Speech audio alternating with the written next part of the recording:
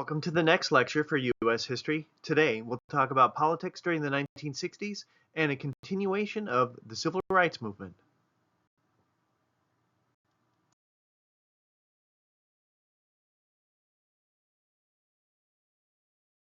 A few important concepts will be addressed in this presentation. First, we'll explore some issues associated with the Kennedy administration, including the style of governing that he brought to the White House, and some issues associated with his domestic and foreign policies. We'll also discuss Lyndon Johnson and contrast his governing style and accomplishments to those of Kennedy's. Finally, we'll return to the issues of the civil rights and discuss the so-called second phase of the civil rights movement. We will begin with the Kennedy administration first.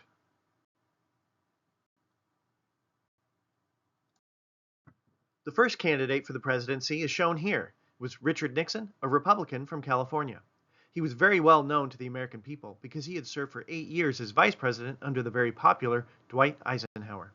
During and before his time as vice president, he had a reputation as being a very strong anti-communist. This reputation was initially earned when, as a member of the House on Un-American Activities Committee, he accused a former State Department official named Alger Hiss of espionage. Following intense questioning from then Congressman Nixon, Hiss's actions were discovered and he was later convicted of perjury. The second candidate was John F. Kennedy. He was a veteran of the Second World War. He had been elected to the House of Representatives in the years after the war, and then he was able to win a Senate seat from Massachusetts. He was also quite young. When he ran for president, he was only 43 years old. One of the big barriers that a lot of people saw to his candidacy was the fact that he was a Roman Catholic. No Catholic had ever been elected to the presidency. Something new happened with this election of 1960. There were a series of televised debates that influenced the American people quite a bit. Particularly that first debate made Kennedy look really good. He had prepared for the debate quite a bit. Nixon was sick entering into the debate. Kennedy looked into the camera and was able to use the media very effectively, this new media of television. Nixon debated Kennedy, and while some thought that Nixon won the debates on radio, people who watched the debates on TV thought that Kennedy was more polished and that he looked better. The 1960 election was very close, and you can see the electoral map here on the right. Well, Kennedy won the election, not in a landslide, but in a very close campaign. Kennedy brought a unique style to the White House. It was quite a contrast to the elderly Dwight Eisenhower. Eisenhower was like everybody's grandfather. Well, and he was very likable. He was the hero that had defeated the Germans during World War II. Kennedy was very young, and he had a young family, as seen with the image here shown on the right. For the first time in decades, there were young children at the White House. You see Caroline and her little brother, John Jr., on the left. We see the Kennedy family getting ready for Mass in the middle. And then there's John on the right, who's playing hide-and-go-seek in the Oval Office. These were great photo ops for the young president. Kennedy was also a very charismatic speaker. I'm sure many of you have heard the challenge that he made to the American people where he said, "Ask not what your country can do for you, ask what you can do for your country." His inaugural address represented a great deal of optimism that the American people shared, that the United States could overcome any obstacle in its way.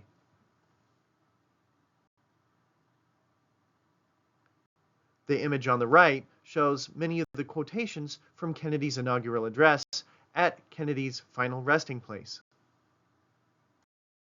Kennedy's eloquence helped him quite often, and just as Franklin Roosevelt had effectively used the radio to his advantage, John Kennedy would consistently use television to his advantage during the 1960s. Next, we will explore some of the domestic policy goals of the Kennedy administration. Kennedy was able to obtain a series of policy successes in the initial months of his administration. First of all, he was able to convince Congress to increase defense spending. Secondly, he supported the creation of an elite group of fighting forces that would focus on guerrilla warfare called the Green Beret. He also had another pet project. This was the Peace Corps, which was supported by Congress. And he received funding for an expanded space program. Yet the core of Kennedy's domestic policy was called the New Frontier. New Frontier outlined Kennedy's main goals regarding domestic policy. First of all, he wanted to fight poverty in the United States. Remember that book mentioned in a previous lecture called The Other America? It outlined some of the issues facing the United States in the early 1960s, whereas over 20% of the American people lived at or below the poverty level. This included over 30 million Americans, and many of the families that lived in poverty were racial and ethnic minorities or homes headed by women or senior citizens. So that number one goal of fighting poverty was meant to address the issues raised by the other America in that book. Some other goals included an attempt to provide federal money toward K-12 education in every state.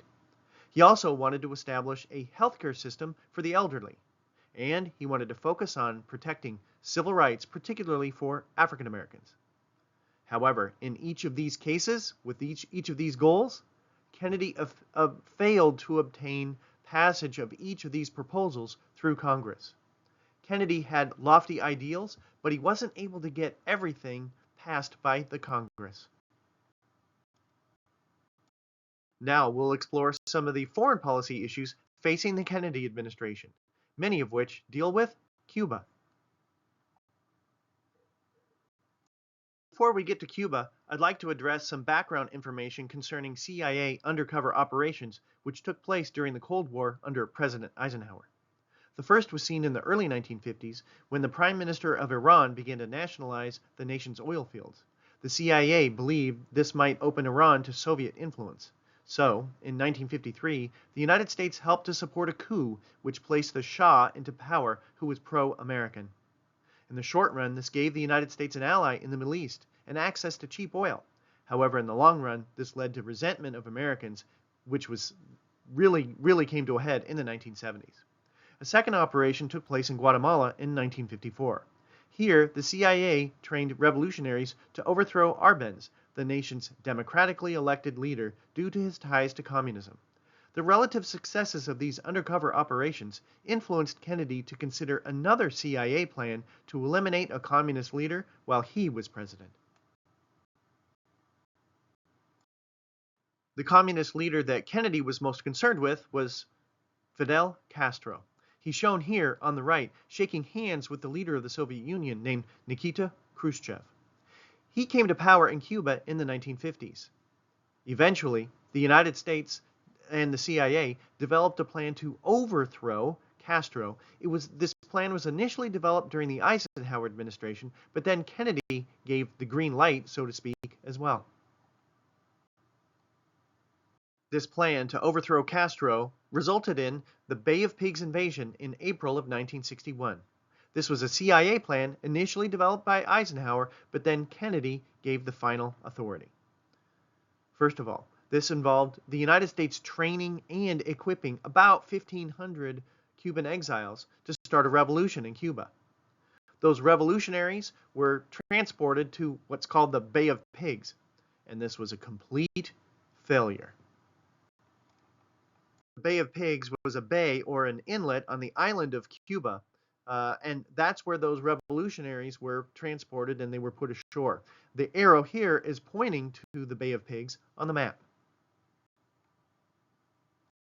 The belief was that those Cuban exiles would spark a revolution that would involve the entire country and people in Cuba to come out against Castro. But, as I say, it was a complete failure. What impact did this have? Well, this actually pushed Castro closer to the Soviet Union, yet the United States developed additional programs to try to eliminate Castro.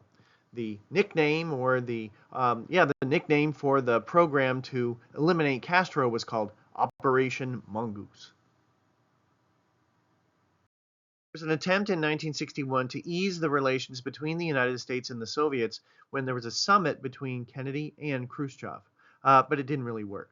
The key issue there dealt a little bit with Cuba, but primarily that there was a wall that the Soviets were building in East Berlin that would divide the city of Berlin permanently. Ended up becoming a major symbol in the Cold War and the divisiveness between the Eastern Europe that was controlled by the Soviet Union and Western Europe that was more independent, and the United States had an alliance with those Western European countries. Now, just to add a little bit of humor, Kennedy went to the Berlin Wall as it was under construction, and he meant to say, "Ich bin ein Berliner," which means I'm a citizen of Berlin, and he meant to say, I'm with you, I identify with you, and we're together, and we're going to fight against this. But instead, he said, "Ich bin ein Berliner," which means I am a jelly donut. A Berliner is actually kind of like a jelly donut. And on the right, you see me eating a Berliner when I was in Germany a few years back. Kennedy's mistake. He continued to support Western European countries and West Germany throughout the Cold War. He was definitely a strong Cold Warrior himself, and for many years, that Berlin Wall became an important symbol of the divide between East and West. By October of 1962, another crisis faced the nation, dealing with Cuba. Nuclear weapons were being installed in Cuba by the Soviet Union. This was only 90 miles off the shore of Florida. And once they became operational, those nuclear weapons could hit any major city along the eastern seaboard of the United States. The question facing Kennedy was, how can we eliminate those nuclear weapons? Some called for an invasion of Cuba. Others supported airstrikes. Kennedy gathered a range of foreign policy experts, Democrats as well as Republicans, and from previous administrations and those current advisors, in order to try to determine the best way to halt those nuclear weapons just 90 miles off the shore of the United States. Some of those advisors called for an invasion of Cuba. Others supported airstrikes. Eventually, a quarantine of Cuba was established. Following that quarantine, several Russian ships on their way to Cuba stopped. Nuclear war was only barely avoided. The Soviets eventually agreed to dismantle their nuclear weapons in Cuba. In return, the United States agreed not to attempt to overthrow Castro again. The Americans also removed nuclear weapons in Turkey. In the short run, it eased tension between the Americans and the Soviets as a direct line of communication was established between Washington, D.C. and the Kremlin. But in the long run, both sides built up their nuclear arsenals. Next, we'll address the assassination of John F. Kennedy. In the fall of 1963, Kennedy was preparing for his re-election bid to take place the following year, as he and many of his advisors traveled to Texas. As his motorcade drove through the streets of Dallas, 3 shots rang out and the president was hit. He was pronounced dead about an hour later.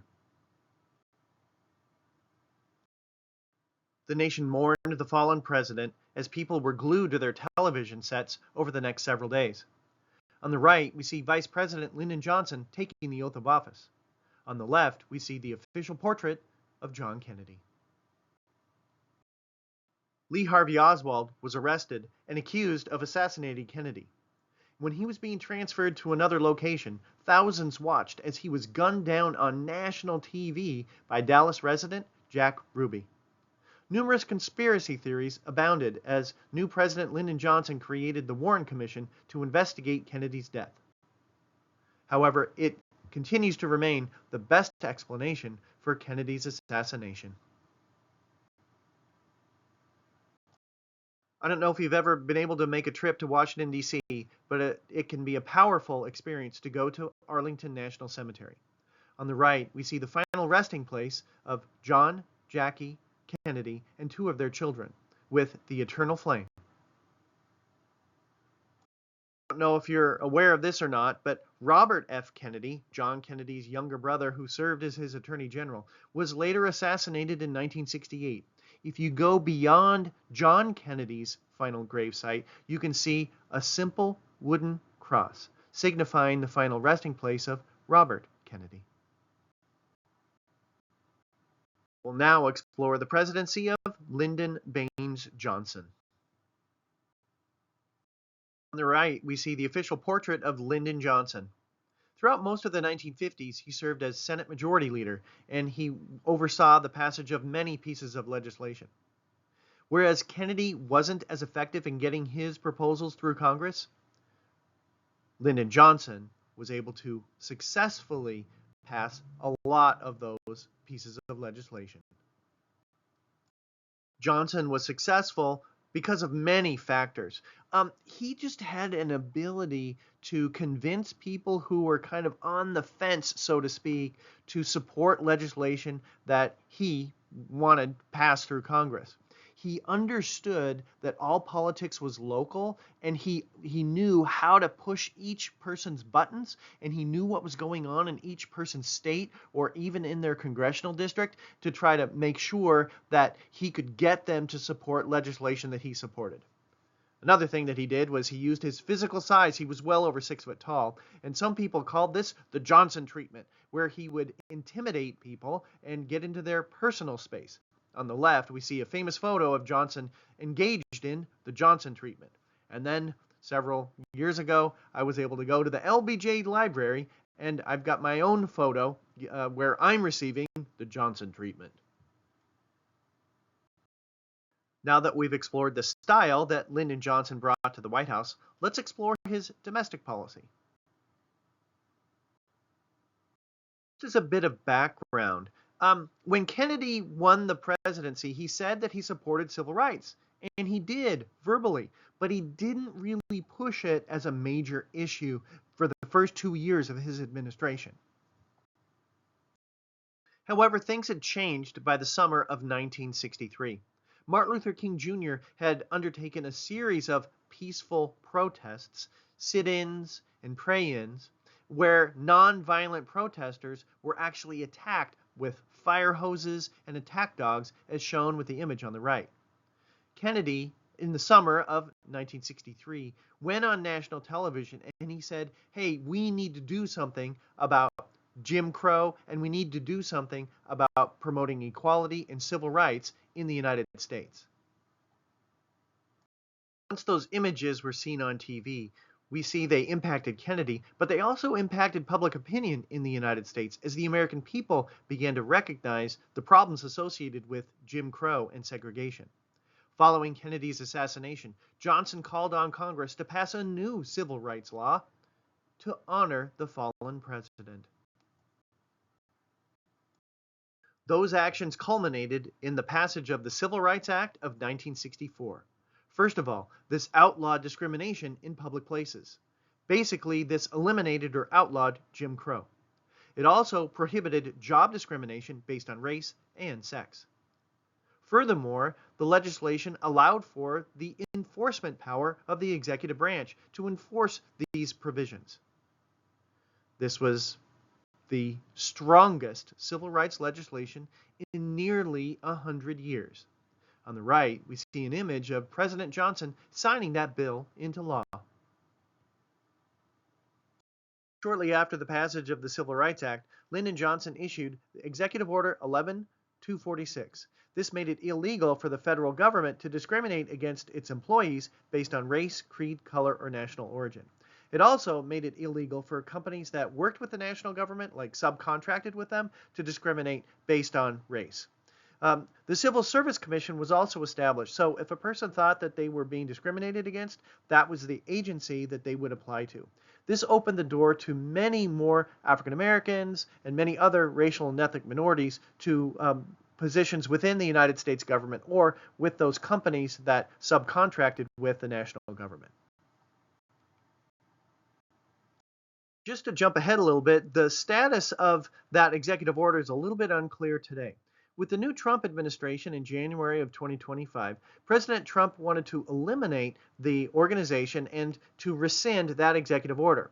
So why did he eliminate it, or why did he rescind it? Well, he believed that this actually led to discrimination against whites. And many of the problems in American society that were in place in the 1950s and 1960s were no longer existed, and therefore this executive order is no longer necessary. So we'll see if this comes up in more aspects of current events throughout the course of the semester.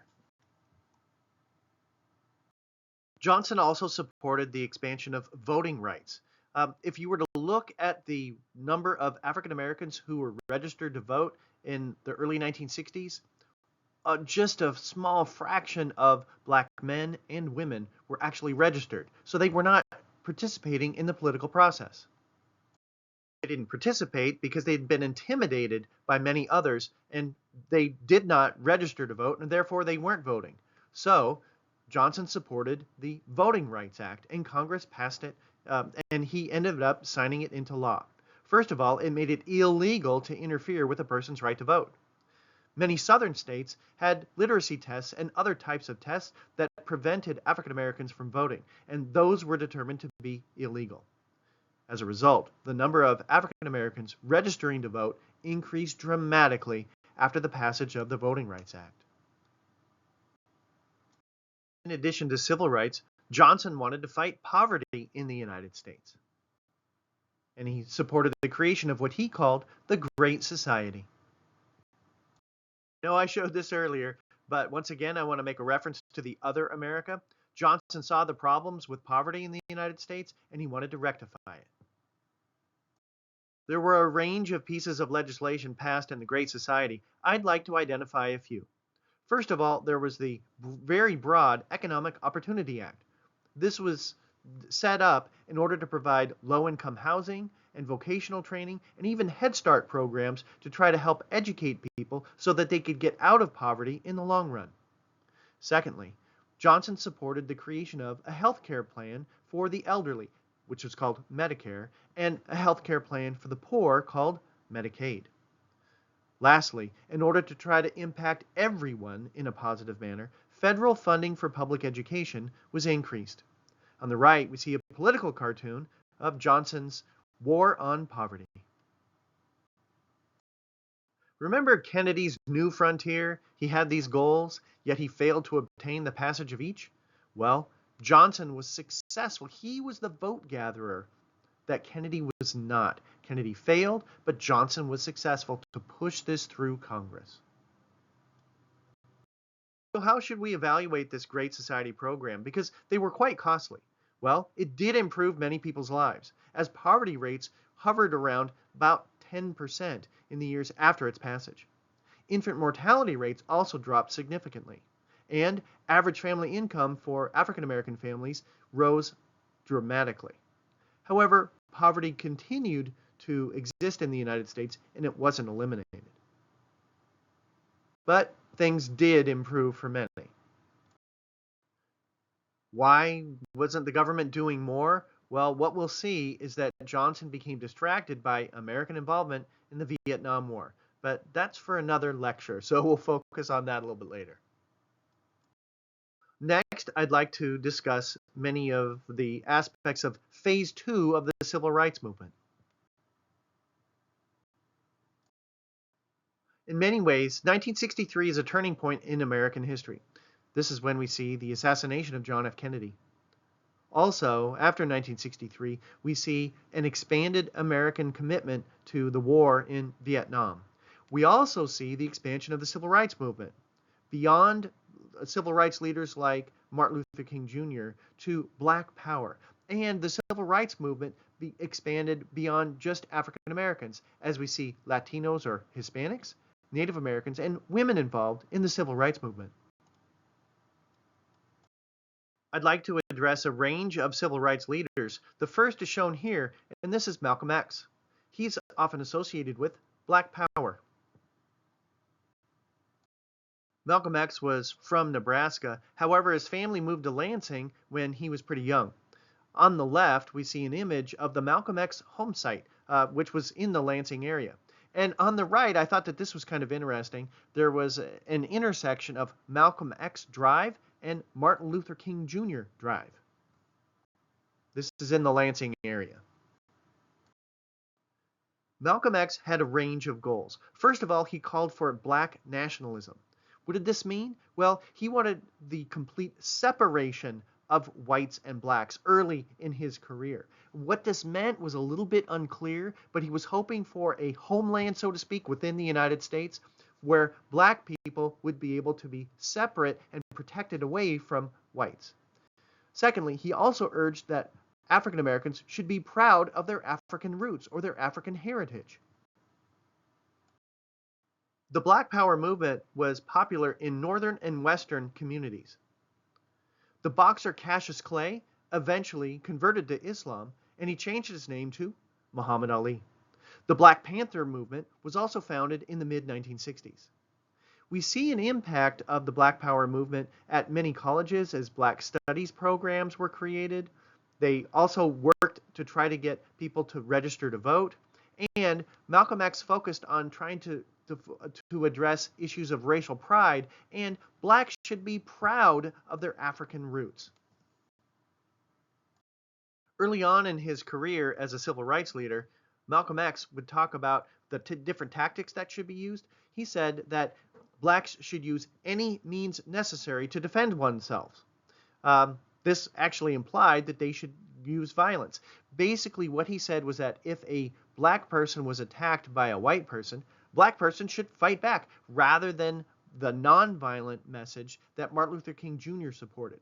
While he did talk about the right of black people to defend themselves, he was never linked to any violent incident, and he only argued that African Americans should use violence in defense.